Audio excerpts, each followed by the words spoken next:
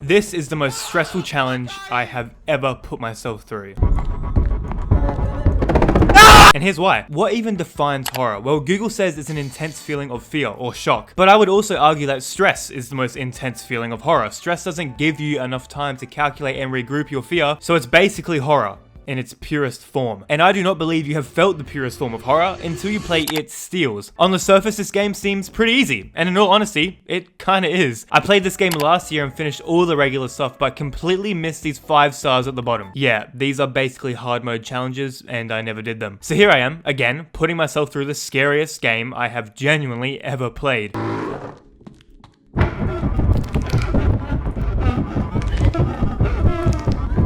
What does that mean?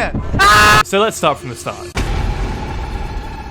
Classic mode is the bare bones of the game, the easy introduction, the easiest mode. There are 11 orbs around the checkered maze and you need to collect every single one of them while Legs, the main monster in this game, chases you down. Now Legs is no easy creature and isn't a walk of sunshine either. Legs is genuinely terrifying. He hides around corners and will follow you throughout, and if you get caught by him, you will need to do exactly what the screen says, and that's run.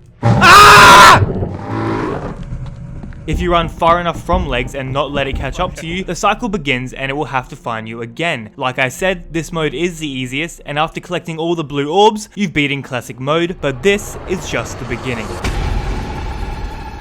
Shutter mode takes away one of your safe havens in the game, your flashlight. Instead, it gives you a camera, meaning you can only see when you flash the camera, and you can only get Legs off of you if you flash it, with your camera of course. So you need to use your ears and try to figure out where Legs is and flash. After 3 flashes, Legs will stand completely still, not running away this time. Instead, it will run straight at you at insane speeds and will not stop until it kills you, or you have collected all the blue orbs. But there is a way around this. When Legs is enraged onto you and is chasing you, flashing it will pause its movement for a small amount of time, allowing you to make some distance between. However, your camera does have a charge, and if you run out of battery on your camera, Legs will obviously kill you. I don't know what that is. So collect every single blue orb and only flash if you think Legs is on you. And remember to turn around and flash Legs multiple times while it's chasing you so you can make some distance. Also, at the end, it will give you a slideshow of the flashes you took of Legs. Pretty cute.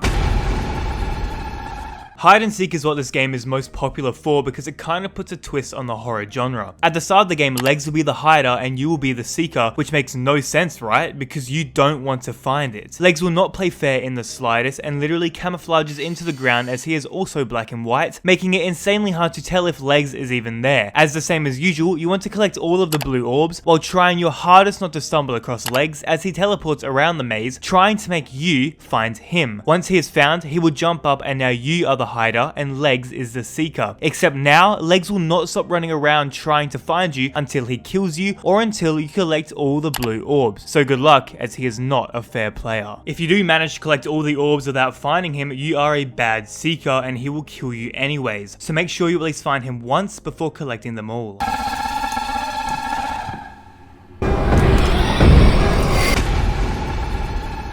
Living Halls, in my opinion, is the scariest mode, but interestingly, one of the simplest. Completing this level was one of the most terrifying things I think I've ever fucking done. This is literally the level I am terrified of. There are these vaults which are your safe havens. The walls can't get you in here. If you're confused by what I meant as walls, yes, there are living walls in this game. No. No, no, no.